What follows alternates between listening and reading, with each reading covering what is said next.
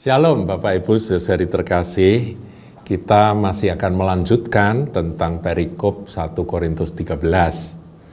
Ya, kita sudah membahas 1 Korintus 1, 2, 3 yang oleh Rasul Paulus merupakan satu landasan dari pengajarannya di pasal ini, yaitu meskipun punya karunia sehebat apapun juga, bahkan berkorban sehebat apapun juga ya, yang dikagumi oleh banyak orang, kalau motivasinya bukan kasih, itu dikatakan tidak ada faedahnya, sama sekali tidak berguna, seperti canang gemerincing, gong yang berkumandang saja. Ya, itu yang dikatakan oleh Paulus sebagai dasar. Nah, kemudian kita juga sudah belajar, seperti apa toh kalau orang itu punya kasih. Nah, kita ayat 4 kemarin sudah belajar, dia pasti ada kesabaran, ada kemurahan hati, bukan karena kecemburuan atau iri hati. Kalau dia melakukan sesuatu bukan dimotivasi oleh itu, dan tidak sombong, tidak memegahkan diri. Kalau salah ya ngaku salah, ya rendah hati saudaraku. Karena Yesus itu lemah lembut dan rendah hati. Nah, sekarang kita akan beranjak di ayat 5. Ayat 5 katakan, ia tidak melakukan yang tidak sopan. Itu yang pertama. Dan kedua, dan tidak mencari keuntungan diri sendiri. Selfish, egois. Ia tidak pemarah dan tidak menyimpan kesalahan orang lain. Nah, ada beberapa poin yang kita akan coba dalami, saudaraku.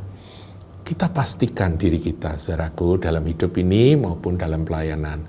Saya tidak katakan bahwa kita tidak pernah gagal, saudara. Kalau kita gagal, kita segera sujud di depan Tuhan kita, Yesus Kristus, Juru Selamat kita, Tuhan kita, kekasih kita, itu berkata, Tuhan ampuni aku kalau aku gagal. Tetapi ini menjadi acuan untuk kita mengevaluasi diri dalam segala waktu. Ia tidak melakukan yang tidak sopan. Waduh, ini kadang-kadang kita ini sering keterlepasan bicara, ternyata itu tidak sopan. Merendahkan orang lain, itu tidak sopan. Berarti Roh Kudus yang menguasai kita dan kebenaran firman yang telah membaharui pikiran kita itu membawa kita kepada kesopanan. Dan saudaraku, ukuran Tuhan di dalam segala hal, khususnya dalam etika, itu extra mile. Tahu ya extra mile ya. Jadi kalau dunia punya ukuran seperti ini, kita harus 2 kali lipatnya. Kalau ada orang yang memaksa kamu berjalan 1 mil, berjalanlah bersama dengan dia 2 mil. Itu artinya apa? Artinya extra mile itu artinya kita harus lebih dari ukuran kesopanan, ukuran kesabaran, ukuran, ya itulah kasih saudaraku. Ukuran kemurahan hati, kita harus extra mile. Ya kita sering gagal, saya tidak katakan bahwa kita sudah berhasil, tetapi ini acuan firman Tuhan. Ia tidak melakukan yang tidak sopan. Dalam kesopanan, saudara, kita perlu sekali belajar. Ya, kalau ngadepi orang-orang yang memang rasanya perlu dihadapi dengan tegas dan ya keras begitu ya. Kita ini kadang-kadang bingung ini. Aku nih ngomong gini ini tegas tapi tetap sopan bisa enggak gitu ya. Nah disitulah hikmat roh Tuhan akan berikan ketika hati saudara tidak kehilangan kasih. Paham ya? Jadi ketika hati kita tidak kehilangan kasih, maka kesopanan yang merupakan karya Roh Kudus dan karya firman dalam diri kita itu akan mengawal kita.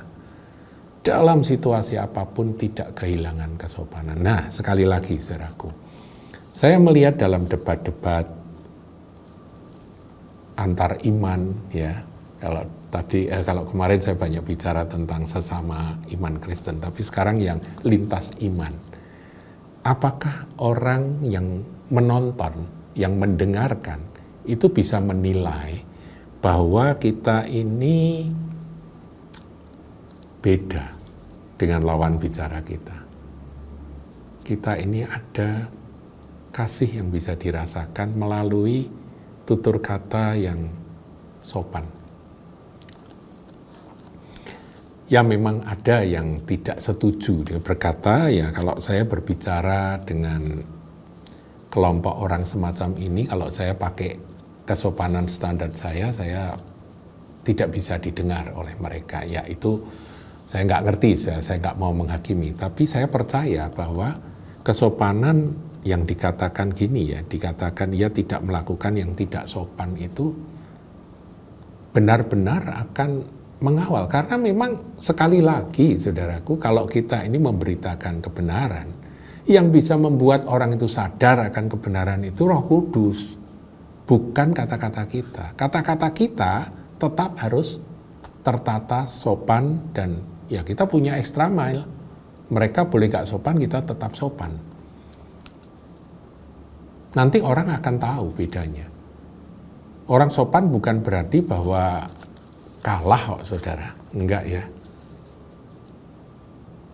Bahkan orang yang menghujat dengan tidak sopan itu kan sebetulnya merupakan tanda-tanda bahwa mereka sebetulnya sudah tidak punya kebenaran lagi, sudah. Kalau debat sama-sama agama kan akhirnya orang menilai mana yang lebih cool, mana yang lebih damai, mana yang membawa damai, itu kan kelihatan saudara, ya kan. Jadi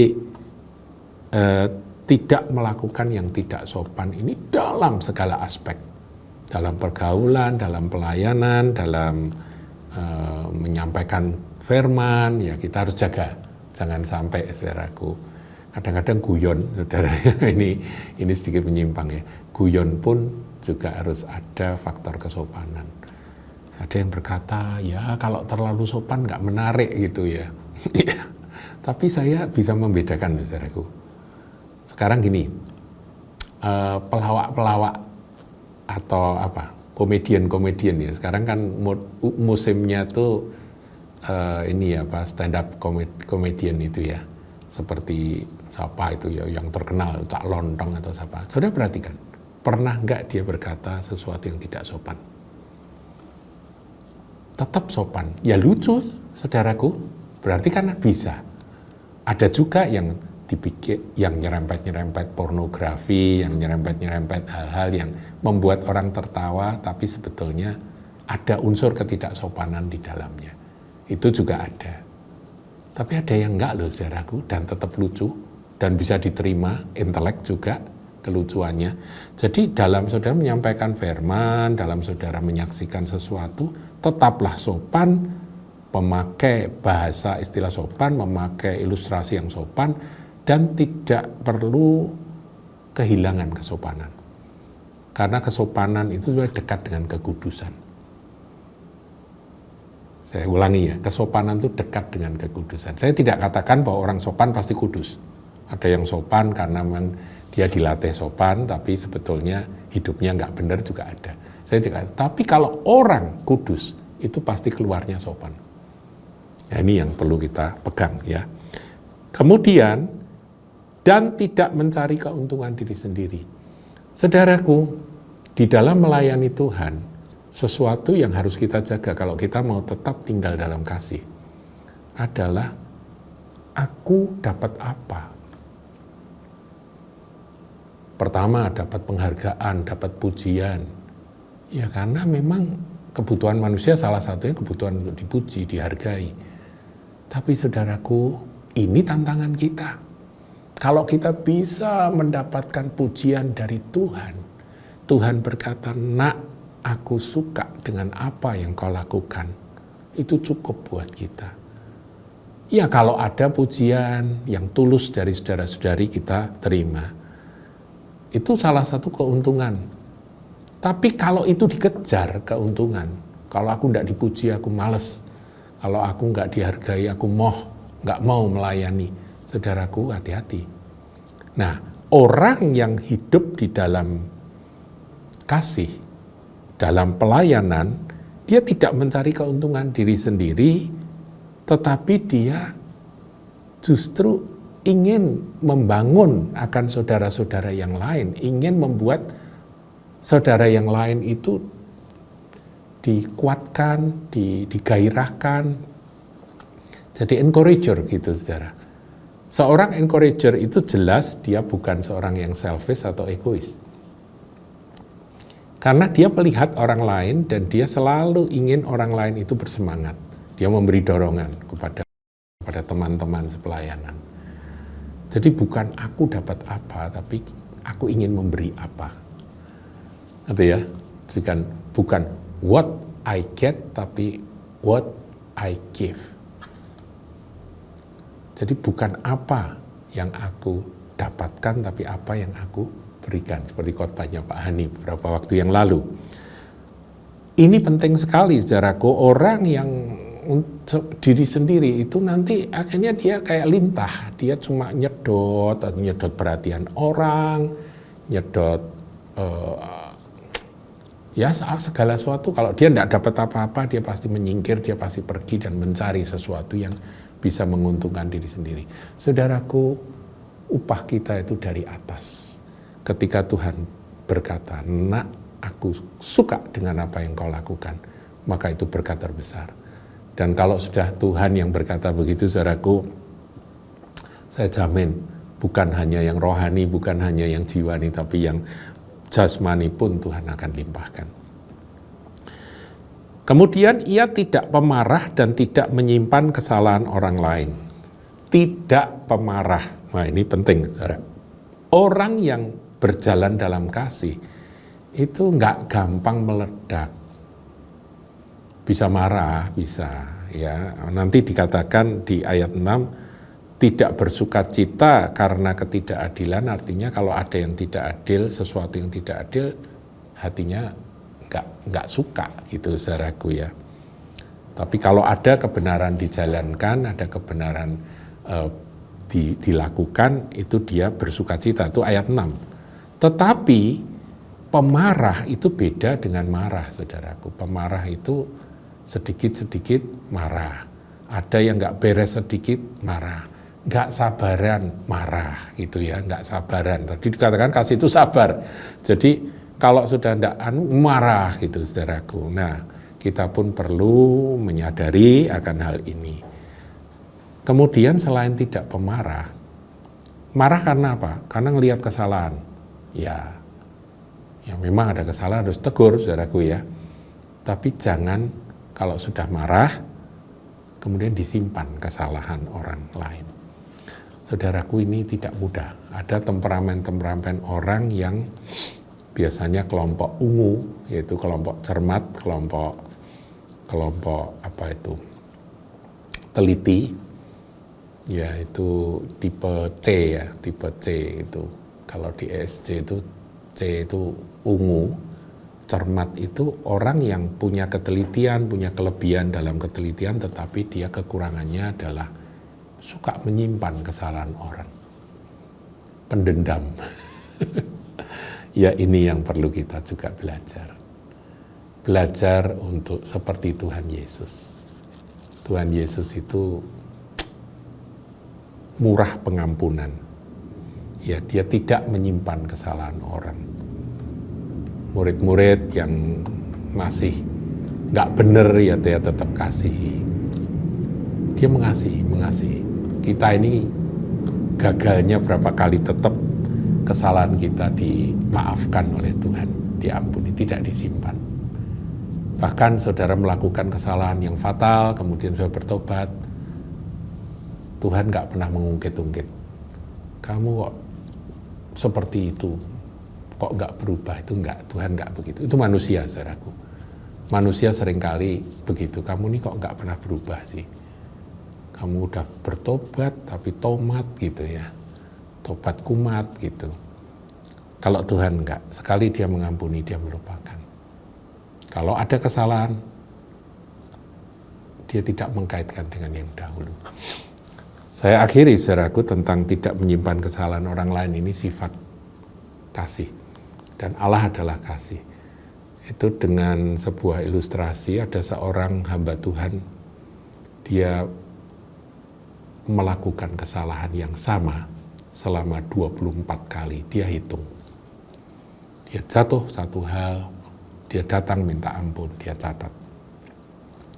Ketika kali yang ke-24 dia jatuh, dia sangat putus asa. Dia datang pada Tuhan dan dia menangis, dia berkata, Tuhan, aku sudah lelah dengan diriku sendiri. Aku kelihatannya nggak bisa diperbaiki. Aku sudah gagal selama 24 kali. Ini catatanku Tuhan. Dan tiba-tiba Tuhan menyatakan diri dan berkata, Nak, aku buka di catatanku kok cuma sekali ya. Kamu catatanmu itu apa? Kaget dia. Ini adalah peristiwa 10 tahun, 15 tahun yang lalu aku melakukan hal yang sama. Aku gagal Tuhan untuk 24 kali. Tuhan bilang, kok enggak tuh? Aku cuman lihat engkau gagal 1 kali. Dan kalau kamu datang dan kamu minta ampun, bertobat, aku akan ampuni. Di situ dia hancur hati, dia menangis, dia berkata, Tuhan, betapa besar kasih-Mu, betapa dahsyat pengampunanmu itu. Berarti 23 kali yang aku sudah lakukan itu tidak kau ingat-ingat. Nah, ada ayat firman Tuhan, kalau Tuhan itu mengingat-ingat kesalahan kita, siapa yang dapat luput? Who can stand gitu ya. Siapa yang bisa bertahan kalau engkau mengingat-ingat kesalahan-kesalahanku. Tapi dijauhkanlah kita dari segala pelanggaran kita, seperti dari barat dan timur, dijauhkanlah kita dari segala pelanggaran kita. Darah Yesus itu kalau menyucikan itu betul-betul seperti pom bensin, saudaraku. Mulai dari nol lagi. Itu Tuhan. Kita pun belajar. Kasih itu seperti itu, saudaraku. Amin, saudara. Tuhan Yesus memberkati.